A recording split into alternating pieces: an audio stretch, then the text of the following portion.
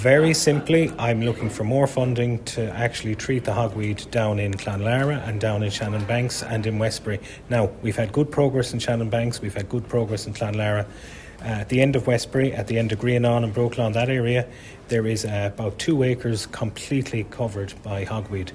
And the problem with hogweed is, as long as one plant exists, the seeds can go anywhere and they can regrow and it can go back down to the banks in Shannonbanks and start all over again with the big plumes of plants, and that's what I'm seeking at the moment.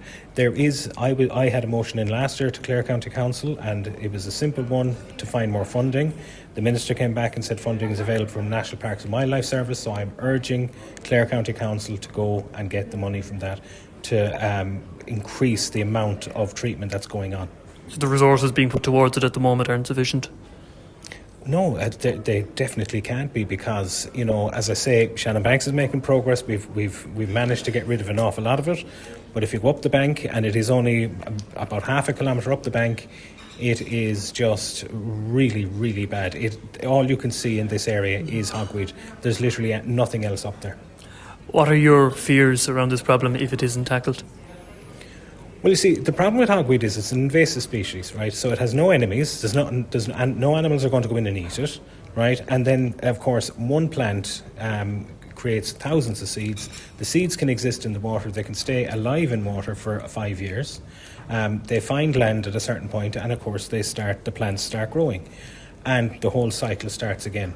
And it is an invasive species. It's a dangerous species that will actually burn the skin, will leave you with permanent scars. So it's a very serious public health issue as well. Do you think there's enough awareness around it?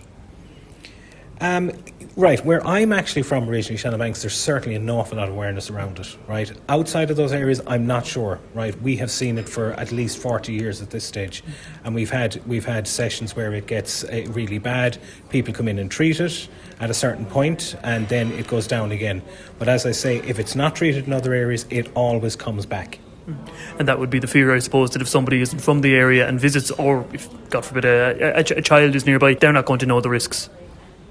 No, they're absolutely not. And all you need to do is touch it and you are burned. Okay, and it can leave permanent scars. I carry one myself, as do many other people in Shannonbanks from the early 1980s to mid-1980s. There was massive amounts of it.